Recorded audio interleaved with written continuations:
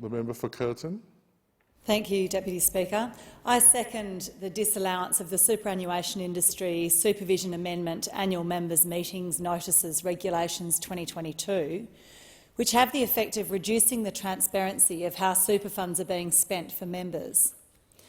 Instead of itemising each sponsorship, political donation, payment to a union and payment to a related entity under the regulations, these are able to be combined and disclosed as a lump sum. The argument for the regulations is that they reduce the reporting and regulatory burden, therefore ultimately reducing members' fees. But super funds are required to keep accounts and record all this information, and the cost of disclosure would be immaterial.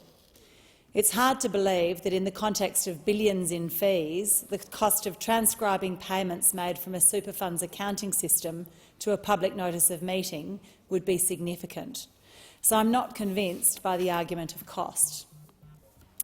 I'm supportive of Australia's superannuation system. It's an example of far-sighted policy with an intergenerational impact. Australians now have more than $3.3 trillion in superannuation, paying about $30 billion each year in fees, either directly or via companies that help manage investments. This is nearly 2% of Australia's GDP. The Grattan Institute points out that we pay more in super fees than we spend on energy.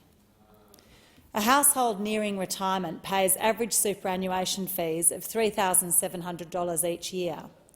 Members of super funds should be able to easily find out how their money is being spent. Spending needs to be disclosed in a way that's digestible and informative. I'm not suggesting that the previous government's legislation about superannuation payment disclosure was perfect, but it's unlikely that reducing the detail will make it better.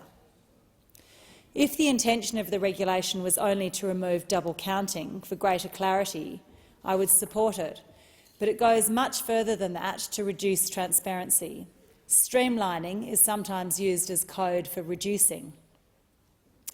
Since the last election, the government has spoken about its intention to increase transparency and integrity, and I'm pleased to have been part of the parliament that passed the National Anti-Corruption Commission Act.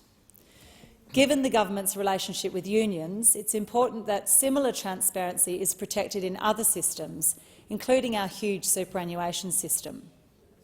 Transparency is the key to rebuilding trust. Australians want to know if their super fund is making political donations and to whom. They want to know if their super fund is providing large sponsorships to sporting teams or other bodies.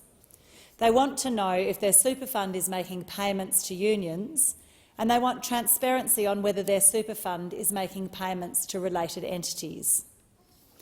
The requirement to itemise these spending items in the notice of meeting might not provide all the detail, but it at least provides the opportunity to seek further information at the subsequent annual meeting if something doesn't seem right. Wherever there's money and power, there's a need for transparency to rebuild trust in our systems. This is true in our superannuation system, just as it's true in our political system. I support the disallowance motion in relation to the superannuation industry supervision amendment annual members' meetings notices regulations 2022 because our communities want more transparency, not less, in relation to money and power.